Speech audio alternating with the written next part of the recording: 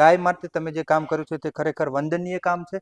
તો દૂધ કરતાં પણ સારી આવક આ ગૌમૂત્રમાં ખેડૂત મેળવી શકે છે. પહેલી વખત જોઈ રહ્યો છું વિશાળ ટંકી દ્વારા ગૌમૂત્રનું ખેડૂતો જોડેથી ખરીદી કરવામાં આવે છે. ગાય પણ દુઃખી છે ને ખેડૂત પણ દુઃખી છે. મિત્રો આજે હું તમને એવી જગ્યા બનાસકાંઠાની અંદર લઈને આવ્યો છું કે જે વિશ્વની અંદર એકમાત્ર ગાયોના ગૌમૂત્રની ડેરી છે. અને આપણા શાસ્ત્રોમાં કહ્યું છે કે ગાયોસ વિશ્વસ્ય માત્રમ, એટલે કે ગાય એ વિશ્વની માતા છે. પણ આજે હું તમને જે ગાયોની દૂધની ડેરી હશે, છાશની ડેરીઓ પણ તમે જોયેલી હશે, પણ આજે હું તમને એવી ડેરી બતાવવા જઈ રહ્યો છું કે વિશ્વની એકમાત્ર ડેરી બનાસકાંઠા જિલ્લાના ભાભર તાલુકાની અંદર આવેલી છે. તેના વિશે આપણે સંપૂર્ણ માહિતી આપશું. આ વિડીયો સંપૂર્ણ જોજો અને આ વિડીયો તમને પસંદ આવે તો અમારી યુટ્યુબ ચેનલને લાઇક કરજો, શેર કરજો, સબસ્ક્રાઈબ કરજો અને ફેસબુક અને ઇન્સ્ટાગ્રામ આઈડીને પણ લાઇક કરવાનું ના ચૂકતા. આવા જ વિડીયો આપણે વધુ મૂકવાનો પ્રયત્ન કરશું.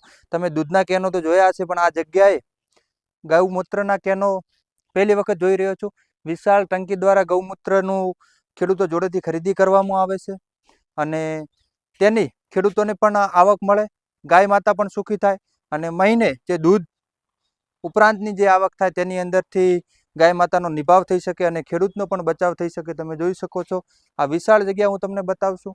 તેમના જે માલિક છે તેમની પણ મુલાકાત કરાવશું અને ગાય માતા માટે જે તેમણે કાર્ય કર્યું છે તે માટેનો પણ આપણે અહીં બતાવશું. તો તેમના કાર્યને ખરેખર વંદન છે, ધન્યવાદ છે. અને ગાય માતા માટે એમણે જે પણ આ શબ્દો વિશે કહીએ તેટલું ઓછું છે. તો આ બાબતે તમે સંપૂર્ણ વિડીયો જોયા પછી તમારો અભિપ્રાય કોમેન્ટની અંદર અવશ્ય જણાવજો.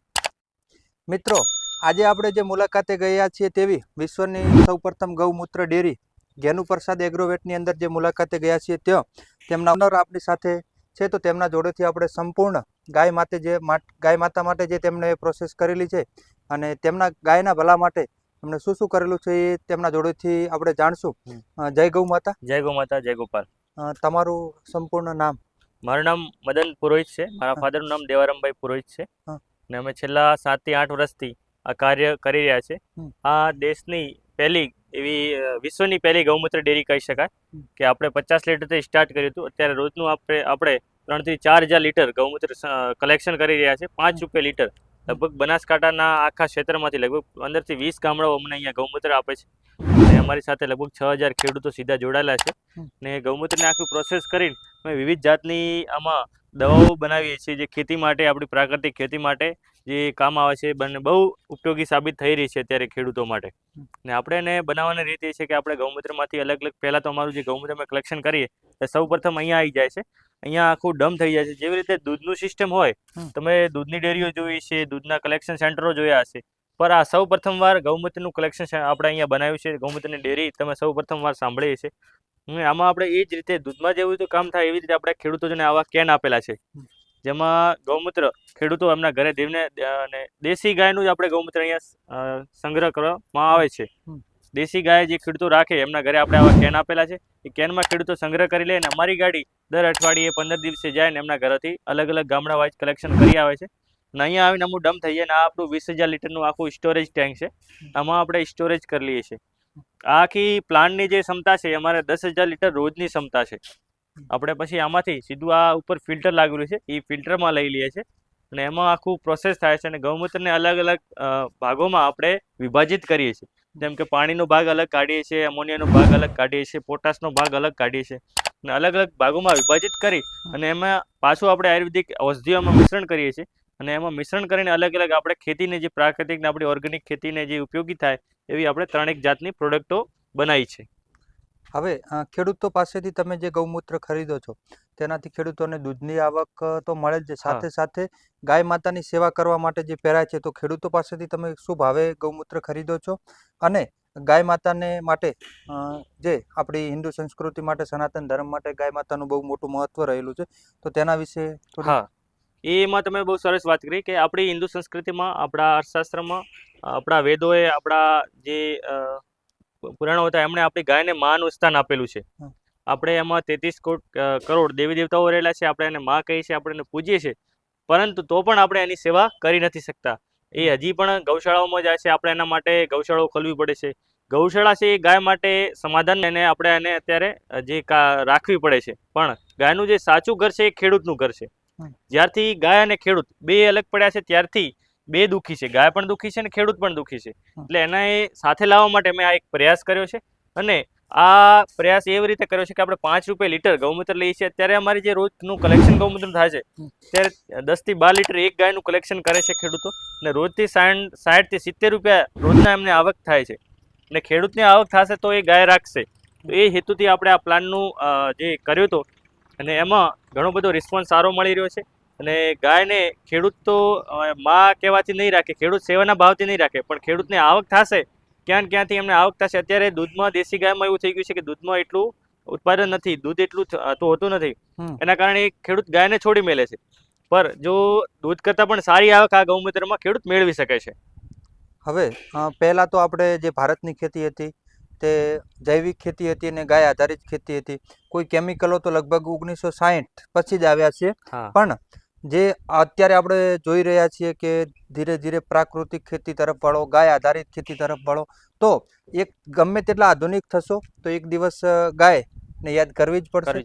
તો જે વિદેશી ગાયો છે, દૂધની લાલચમાં તમે જે ગાયોનો રાખવા માટે અત્યારે લાલચ કરો છો દૂધ માટેની, તો તે વસ્તુ સાચી નથી. ખરેખર સાચી તો આપણી સંસ્કૃતિ હિન્દુ ગાય માતા છે. અને જે દેશી વંશની ગાયો છે, કાંકરેજી ગાય છે, ગીર ગાય છે, અલગ અલગ વિસ્તાર ઉપરની, જે આપણી એક એવી રીતે વહેંચણીકરણ હતું કે જે કુદરતી વસ્તુ હતી કે જે ઇલાકામાં જશો તે ઇલાકાની ત્યાંના વાતાવરણ પ્રમાણે ગાયો હશે. અને ગાયની અંદર 33 કોટી દેવતાઓનો વાસ છે તેવું પણ કહેવાય છે. અને તેના જે અવશેષો છે, દૂધ છે, તે મનુષ્ય માટે સારું છે. તેના જે છાણ છે તે ખેતી માટે સારું છે.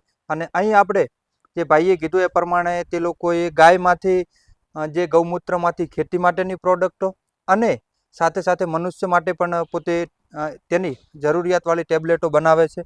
અને પહેલાં આપણા ઋષિમુનિઓ કહેતા જ, અને અત્યારે પણ ઘણા લોકો જે સંસ્કૃતિ સનાતન ધર્મ સાથે જોડાયેલા છે તે લોકો સવારમાં ગૌમૂત્રનું સેવન કરે જ છે. તો ગૌમૂત્ર એ હજારો ઔષધિઓ બરાબર છે. તો આપણે તેમના જોડેથી પ્લાન્ટ જોઈશું અને તેમની જે આધુનિક લેબ છે તે પણ જોઈશું, અને કઈ કઈ પ્રોડક્ટ તેવું બનાવે છે તે પણ જોઈશું. એક પ્લાન્ટ આપણો જે આપણે એક 10,000 લીટરની આની ક્ષમતા છે. રોજનું આપણે 10,000 લીટર ગૌમૂત્ર અહીંયા આવે તો આપણે એને પ્રોસેસ કરી શકીએ. અને આપણે 3 ભાગોમાં વિભાજિત કરી દઈએ છીએ. એમાંથી અમોનિયાનો ભાગ અલગ કાઢીએ છીએ, પાણી અલગ કાઢીએ છીએ અને પોટાશનો ભાગ અલગ કાઢીએ છીએ. જેવી રીતે 10,000 લીટર આમાં ગૌમૂત્ર પ્રોસેસમાં આવે તેમાંથી સીધું ચોખ્ખું પાણી 5,000 લીટર આમાંથી પાછું આપણને મળે છે. અત્યારે દુનિયામાં એવો કોઈ પ્લાન નથી જે આપણને પાણી આપે. આ પાણી આપણે પી પણ શકીએ, ખેતીમાં પણ ઉપયોગ કરી શકીએ, અને ઘણા બધા આ પાણીના ફાયદાઓ છે. અલ્કાલાઇન વોટર તરીકે આપણે એના બજારમાં વેચી પણ શકીએ. અને બીજું આપણે જે 3 પ્રોડક્ટો બનાવી છે એ અમોનિયા અને પોટાશ બેઝ આપણી પ્રોડક્ટો બને છે. આ એક MVR ટેકનોલોજી આપણે આમાં લગાવી છે. જે MVR ટેકનોલોજીનું કામ એ છે કે 50 થી 60 ડિગ્રીમાં આખું ગૌમૂત્રને પ્રોસેસ કરી અને ઓછા તાપમાને આખું પ્રોસેસ થઈ જાય અને સીધું એની ભાપ બને એટલે વરાળમાં તરત એને પાણીમાં કન્વર્ટ કરીને એને આખા અલગ અલગ પાર્ટમાં ડિવાઈડ કરી નાખે છે. હજુ પણ આપણે મિત્રો જે તેમની લેબ છે તે પણ જોઈશું. આ પ્લાન્ટ હતો અને ભારતની અંદર તમે પણ પહેલી વખત આ જોયો હોય તો તમારો ગૌમાતા પ્રત્યેનો જે અભિપ્રાય છે તે કોમેન્ટની અંદર અવશ્ય જણાવજો. અને ગાય છે તો જગત છે, ગાય સુખી તો ખેડૂત સુખી, અને ખેડૂત સુખી તો જગત સુખીના મંત્ર સાથે ભાઈએ જે કાર્ય કર્યું છે તેને આપણે બિરદાવવા લાયક છે. તો આપણે ચાલો તેમની જે લેબ છે તે જોઈશું અને તેમની જે પ્રોડક્ટ છે તે પણ જોઈશું. મિત્રો આ છે જે ગૌમૂત્રમાંથી જે પ્રોડક્ટ બનાવવામાં આવે છે અને જે આધુનિક લેબ છે તેના વિશે આપણને ભાઈ થોડી માહિતી આપશે.